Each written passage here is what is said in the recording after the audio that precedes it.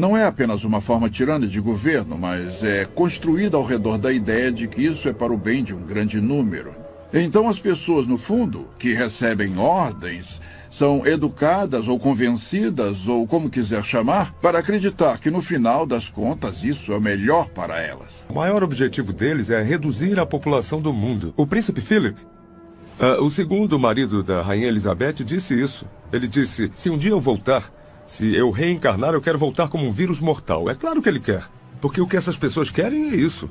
Destruir a sociedade mundial. É assim que uma pessoa pode começar a entender os verdadeiros objetivos da Agenda 21 do Desenvolvimento Sustentável. Você acaba com o plano global.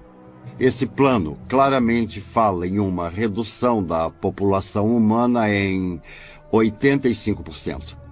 Então você começa a pensar, como podemos sobreviver nesse país se nossos recursos estão sendo retirados e colocados fora do limite para o nosso uso, sejam recursos minerais, madeira, alimento, etc. Se formos remover metade das terras desse país para uso de produção humana, é só uma questão de tempo, até que a população humana comece a diminuir. Mas quando entendemos que esse é o plano das Nações Unidas, podemos começar a colocar isso na perspectiva que precisamos. Maury Strong, das Nações Unidas, ele é um cara muito altruísta. Ele acha que está fazendo a coisa certa para a maioria das pessoas, defendendo que podemos matar alguns deles porque existem muitos. Eu acredito que todo o conceito de controle da população e diminuição da população do mundo para um número em que possamos sustentar o desenvolvimento e chegar até menos de 1 bilhão está preparando o palco para a perseguição em massa. E se as pessoas comprarem essa ideia, que grande parte do mundo deve ser eliminada para que aqueles que sobrarem continuem vivendo. Vamos ver mais guerra, mais fome, mais doenças, algumas delas espalhadas de propósito para reduzir a população humana. Eu visitei um lugar chamado Pedra Guia da Geórgia, onde eles apresentam os 10 mandamentos do movimento da Nova Era em várias línguas diferentes. E um dos mandamentos fala sobre a redução da população para uma fração do que ela é agora. Então uma pessoa inteligente pergunta como eles vão conseguir isso. Se esse é um dos objetivos e eles vão trabalhar para alcançar esse objetivo, então quem serão as vítimas e como eles vão escolher quem vive ou morre? As pessoas acham difícil de acreditar porque não ouvem de muitas fontes. Você não vai ouvir na mídia, não vai ouvir dos líderes do governo, não vai ouvir das pessoas que estão criando isso, é um fato. Então as pessoas não percebem como já chegou longe. E em 6 de julho de 2009, o Papa falou abertamente sobre a criação de uma autoridade política mundial, com força para se dar poder. Começamos a perceber que estamos mais perto disso do que imaginamos. Esse sistema não vai apoiar o cristianismo ou o judaísmo. Direitos básicos como a liberdade de expressão, de religião e de ter sua própria terra vão desaparecer. Nos dias de hoje, já temos pessoas muito poderosas e influentes que se dedicaram para ver isso acontecer. Não tenho dúvida de que vai acontecer e logo.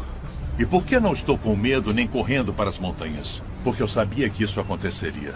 Incrivelmente, isso foi profetizado há mais de 2000 anos. Estou cansado das pessoas dizendo, você não pode provar a Bíblia. Posso sim, se você se der ao trabalho de descobrir a integridade do seu projeto, e então que o projeto teve que ser originado de fora do tempo, porque escreve a história antes que ela aconteça, com uma precisão assombrosa, e quanto mais sabemos sobre a Bíblia, e quanto mais sabemos sobre o que está acontecendo geopoliticamente ou no mundo, mais vemos uma convergência se aproximando dos cenários bíblicos clássicos. A Bíblia diz que nos últimos dias o governo do anticristo estaria sobre 3 pilares. O primeiro é um governo mundial, o segundo é uma economia global e o terceiro é uma religião global.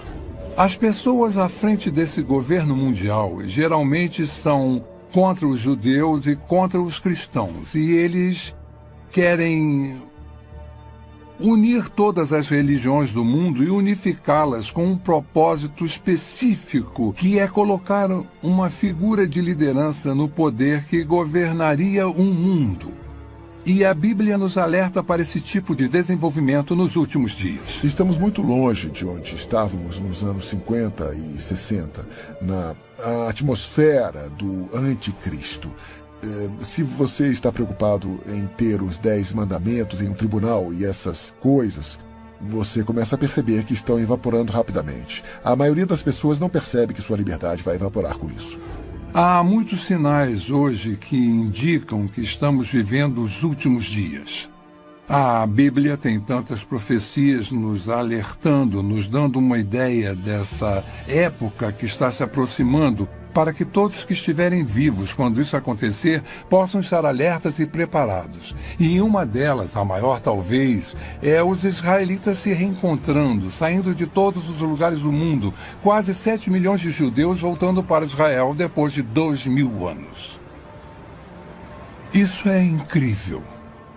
Algumas pessoas tentam dizer que é uma grande coincidência, ou parte de um plano diferente. Mas quando lemos as Escrituras, mais de 50 diferentes profecias no Antigo Testamento predizem que nos últimos dias Deus reuniria os judeus dos 4 cantos da terra, de um lado do mundo até o outro, trazendo todos de volta para Israel. É muito difícil tentar explicar isso. Ezequiel escreveu sobre a restauração de Israel e que nos últimos dias seria restaurada e ficaria da mesma forma de antes de ter sido dispersa. Sofonias diz que eles retornariam com uma língua pura, que é o hebraico, que foi restaurado por Ben Yahuta em 1948, a língua de trabalho de Israel e que já esteve morta antes do latim ser desenvolvido. Além disso, no livro de Daniel, está escrito que haverá um crescimento massivo de conhecimento. Pelo que eu soube, o conhecimento está dobrando a cada 4 anos. Isso nunca aconteceu antes na história do mundo e isso está unindo o mundo cada vez mais. Tecnologicamente, as coisas são possíveis. Podemos falar ao telefone com alguém do outro lado do mundo e parece que ele está na porta ao lado. Viajar se tornou muito mais fácil. E temos a comunicação pela internet. Todas essas coisas trabalham para fazer o mundo menor. O que me leva para o próximo ponto. Para fazer o governo global possível, em Apocalipse 13:14, somos alertados sobre um sistema global que existiria nos últimos dias. Um tipo de sistema político mundial que usaria seu poder econômico e militar para forçar a adoração religiosa. Isso não era nem concebível 1900 anos atrás, que um indivíduo pudesse ter um controle tão minucioso e centralizado da economia que ninguém poderia comprar ou vender a menos que fizesse parte de um sistema particular. Isso nunca foi possível, mas foi exatamente isso que João viu. E ele viu no contexto do desenvolvimento de um governo global, que está no contexto de que o governo do anticristo tem seu ponto forte no engano. E seu poder vem do controle da economia, e seu objetivo final é a adoração de seu líder. É o Estado fascista definitivo. Eu acredito que a marca vai ser introduzida primeiro. Vai haver a tentativa de fazer parecer um mecanismo de defesa moderno. Se você for sequestrado, a polícia vai saber onde você está e vai poder te resgatar. Isso já está acontecendo agora com animais e também com seres humanos em algumas partes do mundo. Qual é a principal arma de Satanás? Está em toda a Bíblia. O engano.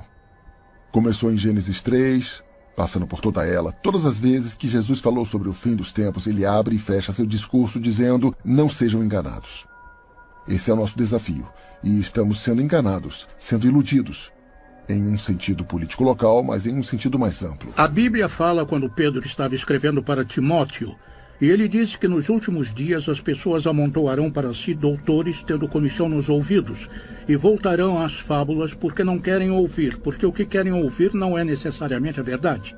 E estamos vivendo em uma geração agora em que a verdade está se tornando subjetiva. Pode haver realmente 2 versões da verdade. Finalmente, em Mateus 24, Jesus nos alerta sobre enganos sem precedentes que vão acontecer no final dos tempos, precedendo sua segunda vinda. E, especificamente no versículo 24, ele diz: até os eleitos seriam enganados, se isso fosse possível. E deve ser um grande engano para Jesus fazer esse tipo de declaração. E estamos vendo um aumento nos enganos hoje, falsas religiões surgindo e tomando controle nos Estados Unidos, onde há apenas uma geração, a maioria das pessoas professaria sua crença em Cristo, ou pelo menos sua ética teria uma base cristã. A cultura em que vivemos é bem estranha. Ela nega a existência da verdade. Para que servem as universidades? Eu pensei que fossem para descobrir a verdade. Qual é o propósito da ciência? Descobrir que é a verdade. E vivemos numa sociedade que nega a existência da verdade. Outro sinal é o crescimento da depravação do homem. Em 1ª e 2ª Timóteo, fala sobre como nos últimos dias o homem se tornaria mais focado em si mesmo, estaria em busca de prazer. Seria egocêntrico, orgulhoso, soberbo. E estamos vendo todas essas coisas hoje através do movimento da nova era de formas que nunca vimos antes. O importante somos nós. Literalmente temos milhões de pessoas que acreditam que são Deus. Jamais encaramos uma situação como essa antes, mas encaramos agora. Estamos quebrados, estamos em uma guerra global, estamos em uma guerra religiosa. Tudo, na verdade, parece estar... Estamos em declínio, estão falando em se livrar do dólar americano. Tudo parece apontar para os Estados Unidos não ser mais a única superpotência mundial, que é exatamente o que a Bíblia diz. Podemos ver tudo convergindo para isso. Então, podemos fazer uma lista dos principais países do Oriente Médio, da Europa e do Extremo Oriente e rever essa lista. Podemos falar sobre tecnologia, podemos fazer uma lista de tendências. Somos classicamente monitorados por empresas, numa dúzia delas. E quanto mais você sabe sobre cada uma delas e quanto mais sabe o que a Bíblia fala sobre elas, você vê a convergência. Não é só uma, são todas elas ao mesmo tempo.